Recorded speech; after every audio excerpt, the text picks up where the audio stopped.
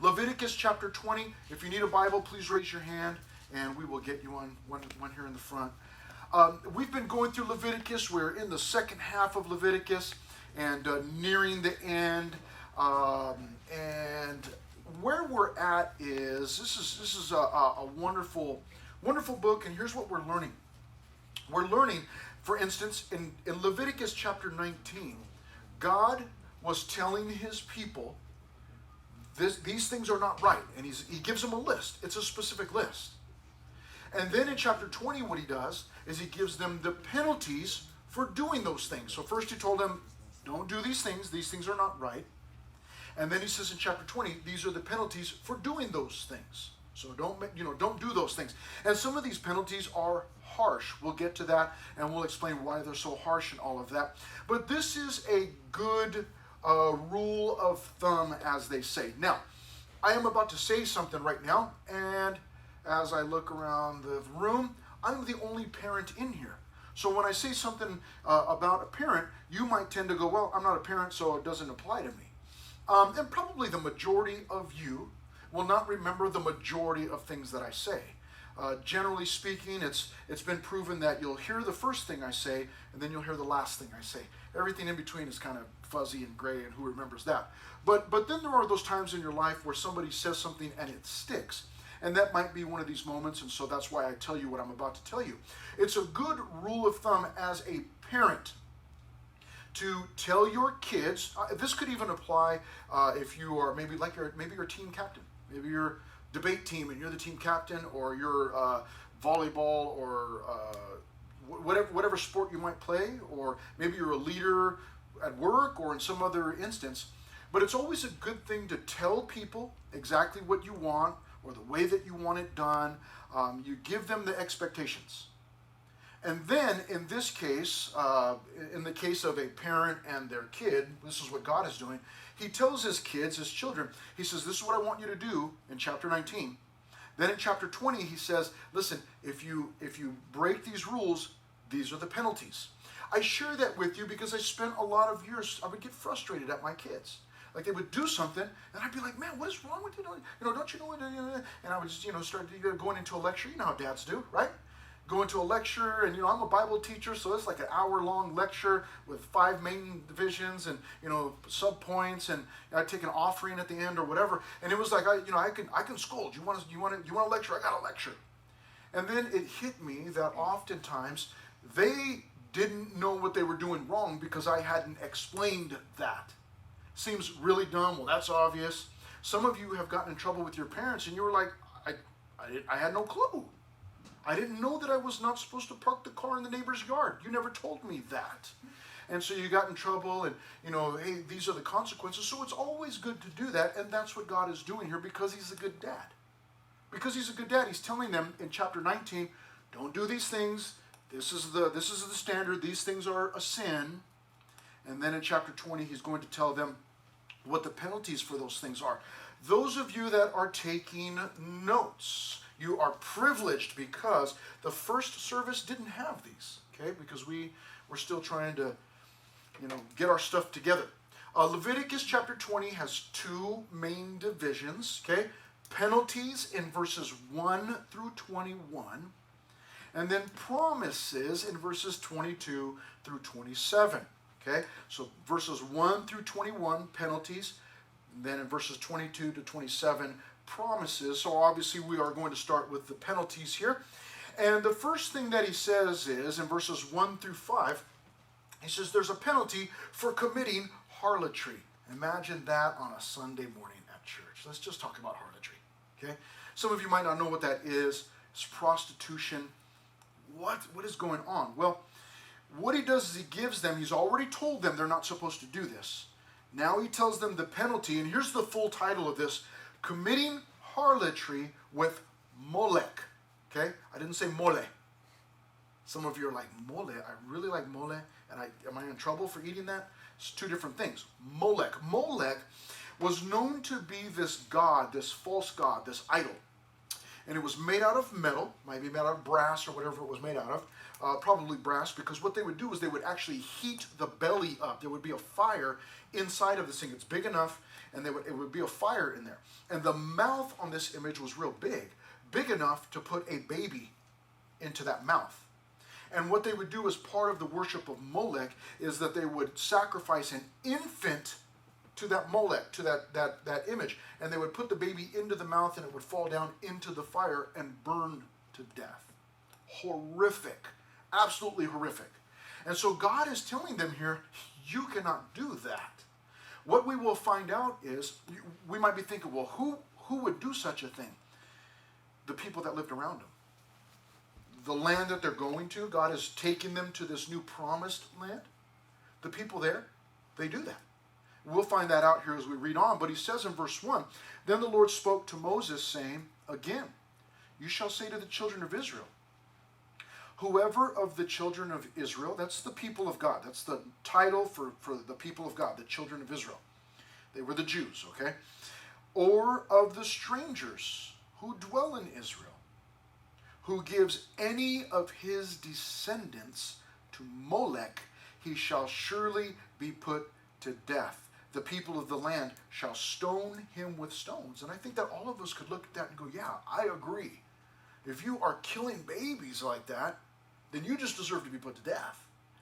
And so it's brutal. It's a harsh punishment, obviously. And then the way that the individual was to die, the community was actually, they were supposed to get together with stones, okay, and throw them at the individual until the individual died. Now, some of you are thinking that's not a big deal. Me and my friends, when we were little, we used to go into the field and we'd throw rocks at each other. You know, I never died. Well, he's obviously not talking about pebbles or, things like that. He's talking about rocks meant for killing. And so it's a horrible way to die. But obviously, if this individual is sacrificing their descendant, their baby, then this is a fitting punishment. Verse 3, he still continues to talk about this act of worshiping Molech. He says, I will set my face against that man. God says, I don't approve. And will cut him off from his people, because he has given some of his descendants to Molech. And then he says, to defile my sanctuary and profane my holy name. So God was concerned about his sanctuary and his name. And we'll talk about his name in just a moment. But what is a sanctuary? Anybody know what a sanctuary is that can tell us what a sanctuary is? You're like, I know what it is. There's no way I'm talking in this class. Somebody might look at me. A sanctuary is a safe place. Okay? Maybe for you it's your room. Maybe that's your sanctuary. Stuff's going down, stuff's going wrong, mom, dad fighting, whatever. You retreat to your room. It's quiet in there. Put your headphones on, music, whatever. Sanctuary. Okay? For some of you, like it is in my house, I got a small house, big family. It might be the bathroom. Like the only place I can find any peace is in the bathroom. And I'm either going to the bathroom for a really long time or I'm showering for a really long time. That becomes a sanctuary. For us as Christians, this also is a sanctuary. Right now, most of you probably have family members that are in the main building in the sanctuary. Sometimes we call it the main building or we call it the main sanctuary, because that's a sanctuary. But this also is a sanctuary. This little brown shoebox that you and I are sitting in right now, this is a sanctuary. Why? Because it's protecting us from the outside world. Cars going by on Scott. We don't know what's going on out there. This place is a sanctuary because we're able to come in here. We're not distracted by, maybe little brother, little sister, unless they're in here with you. Sorry. But, you're not distracted by those things, cars going by, dogs, running around or whatever, kids screaming on the playground. We don't hear any of that. So we're able to just concentrate on what we're doing here, what's being said. It's a sanctuary. And God says here, he says, I don't want you doing this with Molech because it's going to defile my sanctuary. Now it's interesting because at the time that God is saying this, they have a portable church. It's a portable meeting place. It's a tent. It's a big tent. It's a nice tent. It's a fancy tent. It's not like the little nylon ones that you and I use, but still. So what he's talking about here is sanctuary. Let me say this real quickly. This will explain it. If you and I didn't have this room and we were meeting out on the back lawn, there's a big grass area back there.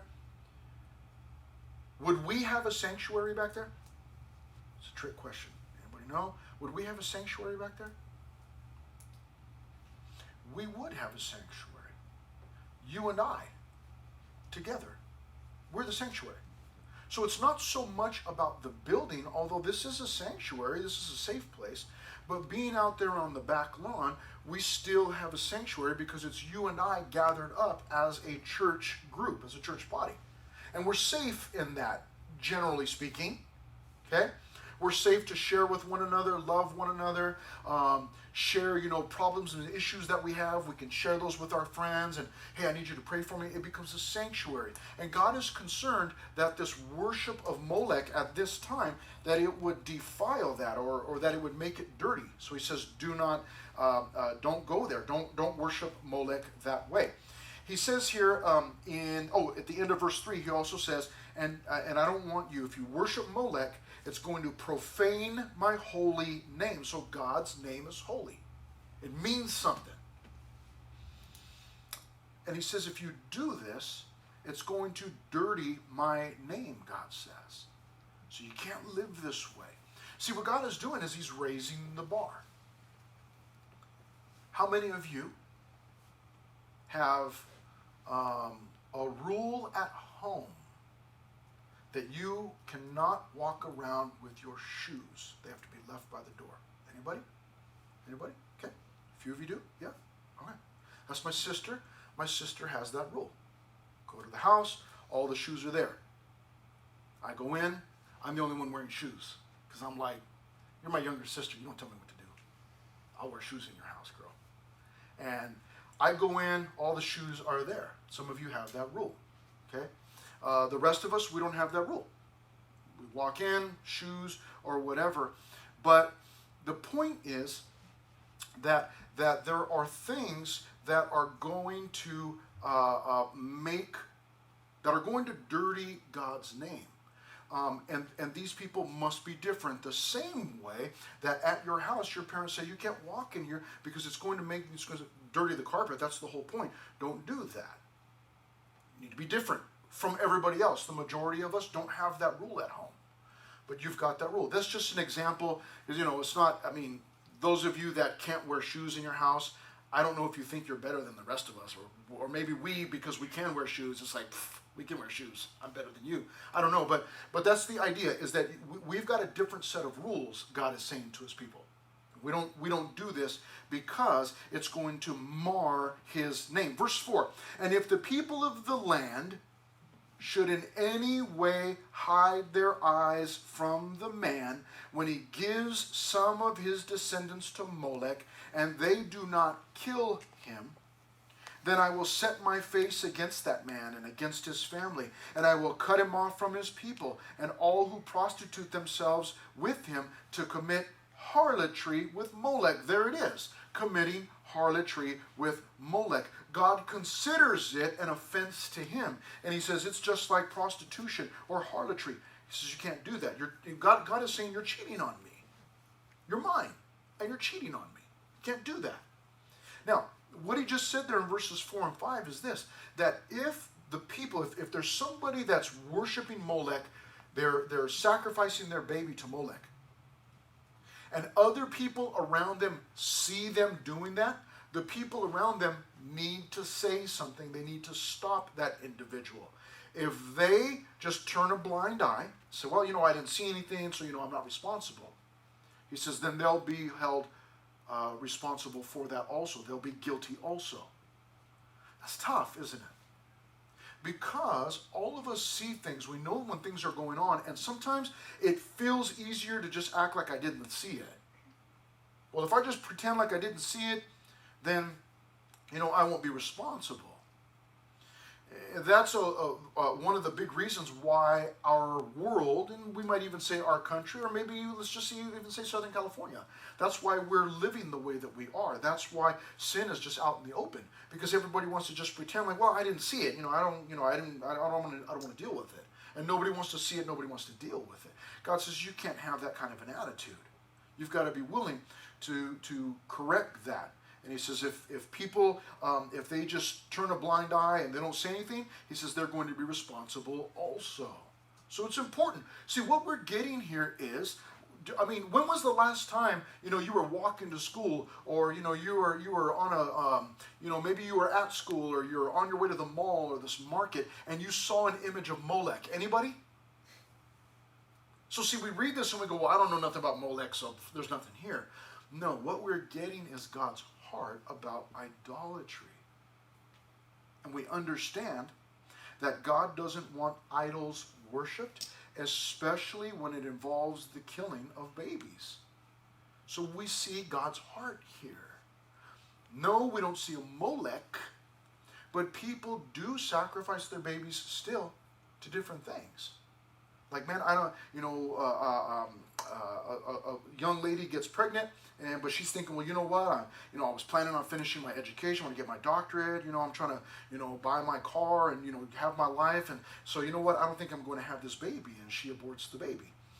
We're getting here, we understand that in God's mind, in God's heart, what God wants is for her not to do that babies shouldn't be sacrificed to idols, okay? And so that's the point. So we get to see God's heart. Now the next thing he talks about here, after committing harlotry with Molech, is calling on the dead. This is a popular one now. You may not understand that or realize that, but you will in a moment. Verse 6, and the person who turns to mediums and familiar spirits to prostitute himself with them, I will set my face against that person and cut him off from his people. Mediums and familiar spirits. The word familiar spirits, and they both are very closely related. Mediums and familiar spirits. The term familiar spirits is the word necromancer. Necromancer. What is that? It's one who evokes the dead. In other words, they are contacting the dead. That's a popular thing today. It used to be that, you could call a hotline and, talk to somebody, about, could you contact my, my dead relative and, give me some information. Now you can just do it online. You can just do it right on your phone. You can just contact somebody who's a psychic, and they're going to tell you what, your great aunt, said, or what they left you or whatever. It's the same thing. That's what God's talking about here. It's trying to contact the dead. There's a strange thing here. The word familiar spirits, I told you, it's necromancer, but the word is also used for water skin bottle. Water skin bottle. In those days, they would have their water bottles were made out of, sometimes they would make them out of a portion of the animal. They would take maybe the thigh, and they would close it up on one end, they would fill it with water, and that's how they would, they would carry their water around. And he actually uses this word to describe water skin bottle, but we go, what does necromancer contacting the dead and water skin bottle have to do with each other? Well, what it has to do with each other is that the water skin bottle portion, it describes how these individuals would attempt to contact the dead. It's describing actually what it sounds like. It would be like taking your water bottle. Some of you have these things, and it would be like taking it, and this is what it sounded like. It was the idea of mumbling into a water bottle. It's like they're talking into their water bottle. I can't tell what they're saying. When an individual at that time was attempting to contact your dead relative for you, they would mumble that way. That's what it sounded like. So it sounded like somebody speaking into a water skin bottle. So he uses that same word, that same term. But it's somebody who tries to contact the dead. It's very popular now to try and do this. We have, I don't know if it shows anymore. I haven't seen any commercials for it. And I mean, who even watches TV anymore, right? But it used to be that there was this lady on TV, big, too much blonde hair and too much makeup, and she would contact dead relatives for celebrities. And so you turn it on, and you'd see her, and there's your favorite celebrity, and they're saying, okay, could you contact my my dead grandmother or my great aunt on my father's side, twice removed or whatever. And then she would start to contact the dead, and she would say, okay, wait, I'm getting the signal, and she might say, I'm seeing a red-haired lady. Oh my gosh, red-haired lady, yeah, that was my dad's grandmother. I know what you're talking about. Okay, and I'm seeing this red-haired lady, and I'm seeing a little boy. Oh my gosh, that's my dad. Yeah, the little boy. And they would have these details that no one else knew about, and it sounds convincing. Like, well, they have details that nobody else knows. I had a coworker many years ago. He was telling me, I was talking to this psychic, and the psychic was talking to my grandfather and giving me details about this wreck that my grandfather had been in. That there were details that nobody else knew, and I knew about it, but nobody else knew that, and so he was this psychic was contacting my grandfather, my dead grandfather. And it seems so convincing. Well, they know things that nobody else knows. But let me share something with you. Why is God telling the people, don't do this? It is because they're not talking to familiar spirits. They're not really talking to your dead relatives or your friends. What they are doing, in fact, is speaking or contacting or communicating with demons. And you go, demons? Like, what are you talking about? Think about it. How long have demons been around, been in existence? Does anybody know? Thousands of years. Demons, we are told, along with angels, are part of a world, a spiritual world around us that we cannot see, obviously. And the Bible describes that there are angels and there are demons. So good angels and obviously what we might call bad angels. That there is a spiritual realm taking place around us. So it makes sense that these demons would know every detail about your life or my life or your great aunt's life or your grandmother or your grandfather. And that when you think that this individual is contacting your dead relative, what they are in fact doing is contacting a demon that knows everything about your dead relative, and they share those details, and then I'm drawn in. Oh, man, yeah, I didn't. Nobody's ever told me that before, but you didn't know, and I was the only one that knew that, and you told me that. So that's what's happening, and that's why God's saying, listen, don't go to these individuals, because you're not just, you think you're contacting your dead relative. That's not what happens. In fact, this individual is communicating with demons, and you need to stay away from that. He says in verse 7 and 8, he gives the alternative. Consecrate yourselves, therefore. Set yourselves apart. Don't take place in that. Be holy, for I am the Lord your God. Verse 8, and you shall keep my statutes and perform them. Now notice this two-part in verse 8. Your job is to obey. Verse 8. God's job, I am the Lord who sanctifies you. So it is our job to obey what God is telling us to do or not to do. It is God's job to sanctify me. That's speaking about the work that takes place inside of me, in my heart, in my mind. He's changing the way I think. He's changing the way that I view things. So our part is we hear the rules. This is what to do. This is what not to do. Okay, I need to be obedient. God's part, changing my heart, sanctifying me. So we have here committing harlotry with Molech. There's a penalty for that, death. And then calling on the dead in verse 6. And God says, if you do that, I will set my face against that person and cut them off from his people. So the individual that goes calling on the dead, so if I go to David and David can supposedly call on the dead, God says, I'm guilty. Now he will go on to say, if David's doing that, he's guilty also. But right now he says, listen, you're guilty. Don't do that. Now verse 9, you guys are going to love this one, is a penalty for cursing your parents. Probably not a problem in here, because you all are so sweet, so loving, and so gentle. You probably, I mean, seriously, have you guys ever even been angry at your parents? Right? You're nothing like Pastor Chris. I used to get angry at my parents. We probably don't even need to read this, but I'll read it anyways. Verse 9. For everyone who curses his father or his mother shall surely be what? Put to death? Seriously? Imagine if this was still a rule. None of us would be here. We'd all be dead. For everyone who curses his father or his mother shall surely be put to death. He has cursed his father or his mother, his blood shall be upon him. Why is that so serious, man? What's the deal? It is because God understands this. I believe that this will make sense to you. As goes the family, so goes the nation. Whatever is happening in the home, maybe it's secret, will eventually come out. And it will become normal. See, that's what's happening in our world right now.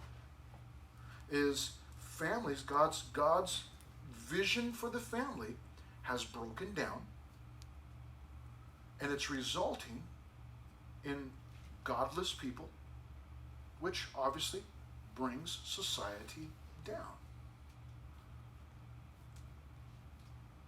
God has set up the position of father and mother. They are his representatives in the family unit. So it's important that we respect them. It's important. God's sharing that with them. If things break down in the family, they will break down in society. You and I need to understand that families are important to God. It might be, no doubt, in this room, and I don't know all of you, but it may be that there are some what we call broken families, whatever that means. My family is not a broken family. My wife and I are still there, and there's no step, this or that. But I mean, what does that mean? I mean, if you ask me, I'd say, nah, we're pretty much a broken family. We got all kinds of issues and problems. I mean, what does that mean? But you guys understand what that term means, broken family, where, you've got, a mom or a dad or stepmom, stepdad or whatever, and you got, different families or blended families and all those different things. And so some of you, I don't have to tell you, you understand what happens in the family when the family divorces or there's a break in the relationships. Some of you have experienced that pain or may be even going through that now. And it's excruciating. It's terrible. And all of the problems that it produces. And obviously me being involved in church and youth ministry for a lot of years, I've seen it over and over and over and over again. It's terrible. But what happens is, as goes the family, so goes the nation. God is saying, listen, the father and the mother have been established as his image of leadership in the home. And so you need to start by not cursing your parents. You need to respect them. He says, if you do that, if you curse them, you'll be put to death. That's harsh.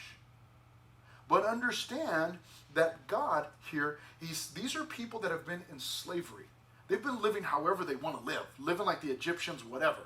They're going into Canaan where people just do whatever they want. And God is saying, no, we're in the world, but not what? Of the world. Yeah, we're in the world, but not of the world. We're there, but we've got to be different, is what he's saying. So it's important. Now, obviously, there's no law for us that, you can't curse your father or your mother, you'll be put to death, because if there was, the world would look much different. But you and I get a glimpse into the heart of God, that God wants us to respect our parents, to not curse them, but to love them. Now, I want you to understand that he didn't put any qualifiers on there. He didn't say, listen, don't curse your father and mother unless he or she is really a jerk. He didn't say that. Don't curse them unless they won't give you a ride to the mall. He didn't say that. Well, don't curse them unless they won't buy you a car. Then it's okay. He didn't say that. It's just across the board. Do not curse your father or your mother. Respect them. Well, they're not respectable people. Listen, that's not your job. Your job is just to do what God's telling you to do. That's my job. Just do what God's telling me to do. What they do, nothing I can do about that. All I can deal with is what I do. And what I need to do is respect my father and my mother. He says, if you don't do that, if you curse them, you'll be put to death. He has cursed his father or his mother, his blood shall be upon him. Now, verses 10 through all the way down to verse 21, we will move through quickly. but he gives penalties for committing sexual sin. And we saw the list of sexual sins in chapter 19. So we don't need to read through all of these. I'll go through them very quickly, but there are penalties. What are the penalties? Verse 10. The man who commits adultery shall be put to death in verse 10. Death. Wow. So God doesn't want adultery taking place. Verse 11. The man who lies with his father's wife. Let that sit for a minute. Death, verse 11. And both of them are responsible, so they both will die. Verse 12. If a man lies with his daughter-in-law, God says he's to be put to death. It's a perversion. They're both guilty. Verse 13. If a man lies with a male, as he lies with a woman, they've committed an abomination, death. Verse 14. If a man marries a woman and her mother, they shall be burned with fire, both he and they, that there may be no wickedness among you. In other words, wipe it out. This is harsh. This is harsh. But you see, we get a glimpse into the heart of God. Do you think that God approves of our society? I don't think so. And while we don't have these laws anymore, imagine trying to reinstate these laws. No way. You can't do that. Why? Because everything that we do is so normal. All of this stuff. Now, you may be thinking, like, why would people do this? Look at verse 15, verses 15 and 16. If a man mates with an animal, and then he goes on to say in verse 16, if the woman mates with an animal, they're to be killed. Like, why would somebody do that? Well, because where they came from in Egypt, anything goes. Where they're going to in Canaan, anything goes. Where you live in Southern California, anything goes. Love is love, we're told. And whatever feels good, do it. As long as you're not hurting somebody else, it's okay to do it. You understand? The standards, we have no standards in Southern California, man. We've got no standards. These are God's standards. So regardless of what society says around us, we understand what God's heart is on these matters. God says, listen, you're not to be doing these things. Verse 17, if a man takes his sister, gross, right? They shall be cut off. Verse 18, if a man lies with a woman during her sickness and uncovers her nakedness, some of you may have a different translation. The politest way to put that is during her time of the month. If they do that, they'll be cut off. Verse 19, you shall not uncover the nakedness of your mother's sister. What is that? My mother's sister. That's your aunt. Gross? I know. But they did not know that. It says they'll bear their guilt. If a man lies with his uncle's wife, uncle, that's my aunt. Can't do that. God actually says in verse 20, if they do that, they'll die childless. So in that case, the society around them doesn't do anything to penalize them. Evidently, God steps in and causes them to die childless. Verse 21, if a man takes his brother's wife, it's an unclean thing, they shall be childless. So penalties for those things. So we get a glimpse, again, into what God considers sexual sin, what's right, what's not right, and all those different things. And now we walk out of here with some new standards. Like, okay, I understand what God desires. Promises. Let's finish this thing up. Promises. Verse 22. He's going to talk to them about keeping their commitment to God. You shall therefore keep all my statutes. Okay? So these are the bad things. Therefore, keep all of my statutes. Look what he says here in verse 22. Keep my statutes and all my judgments and perform them, that the land where I am bringing you to dwell may not vomit you out. So he says, if you do these things, I'm going to cause the land to push you out. Verse 23, and you shall not walk in the statutes of the nation which I am casting out before you. For they commit all these things, and therefore God says, I abhor or I hate them for doing these things. So God says, where you're going to, they do all of this stuff. different people that they're with, hooking up with, and even animals and the people of, just different family members, all this craziness. And isn't this a trip? Think about this. God is telling them you need to be different. But I want you to understand, where he's sending them, the people all live this way. So why would God even send his people there if they live that way? Isn't that strange? Why? Because as I said last week, God wanted his people to be a light, a lighthouse. What does a lighthouse do? A lighthouse shines best in the dark. A lighthouse isn't much use during the day. I mean, it is, but at night is when it's at its fullest, at its best. And that's what God wants his people to be. And it's no different. Today, God still wants us to be a light. So are you on the lacrosse team where everybody's always cussing, foul mouth, talking about each other's mamas and whatever else, all the different things? I know how it goes. I didn't get saved till I was 20. I know how it goes. Talk trash, say this, that, all the different talk, all the guys get together, they talk about the girls, oh yeah, this and that, oh, did you see, and they go through all this stuff. Because, does that mean you need to quit the lacrosse team? No. Unless you're being drawn into their sin. But what God prefers is that you stay there and you're a lighthouse. In that dark, nasty environment, you stay there and you shine the light. And you say, look, man, don't mix me up in all your stuff, because I'm serving the Lord. I don't need to talk about people like that or talk about those things. I want to play this sport, and I want to do it for God's glory. Are you in school? Are you part of the band? Are you whatever? Every realm in your life has its people who are ungodly. And what are you going to do? You're gonna fly to Mars and just not be around anybody? No. God says, listen, you need to be right in the middle of them, in the world, but not of the world, and be an influence on them rather than them influencing you. So he says, you follow my statutes, you keep your commitment to me, and don't do what they're telling you to do. Verse 24, but I have said to you, you shall inherit their land, and I will give it to you to possess. I'm keeping my promise. I'm going to give you a land. It's going to be a land flowing with milk and honey. That's a term meaning that it's going to have everything you need. I am the Lord your God, he says, who has separated you from the peoples. You shall therefore distinguish.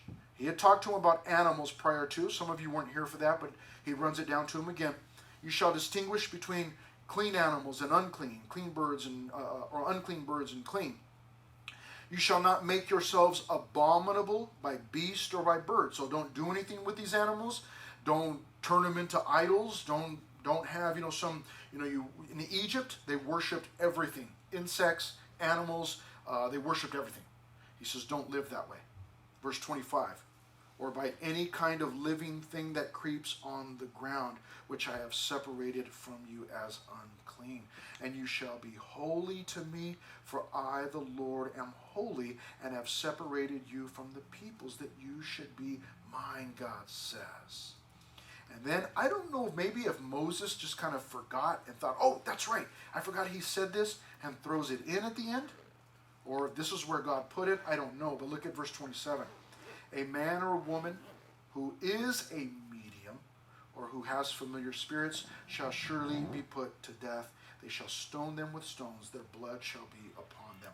Let's finish up by doing this. Never mind. Let me read something to you.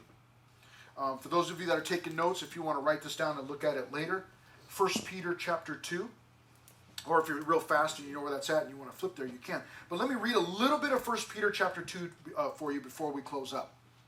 He says, therefore, laying aside all malice, that's hatred, deceit, hypocrisy, envy, and all evil speaking. I mean, that describes our world. That's how they operate. He says, for us, we need to lay that stuff aside. He goes on to say this. He says in verse 4 of 1 Peter chapter 2, verse 5, you also, as living stones, are being built up a spiritual house, a holy priesthood, to offer up spiritual sacrifices acceptable to God through Christ, through Jesus Christ. He then goes on to say in verse 9, but you are a chosen generation, a royal priesthood, a holy nation, his own special people, that you may proclaim the praises of him who called you out of darkness into his marvelous light. In verse 11, he calls us sojourners and pilgrims. What Peter was saying was that you and I, as Christians, we're in the world, but we're not of the world. We're in the world, but we're different. And we may wear, generally speaking, the same kind of clothes that the people, we may look like the people around us. There's only so much you can do about that. But he says, in our attitude, in our behavior, the things that we do, the way that we live, the decisions that we make, the things that we say, the language that we use, he says, be different. Be different. You don't have to take off and just leave all those nasty sinners behind. He says, no, be a witness to them. Be a lighthouse to them. He called you out of darkness into his marvelous light. Now shine for everyone around you with their dark minds and their dark hearts who are lost. Shine for them.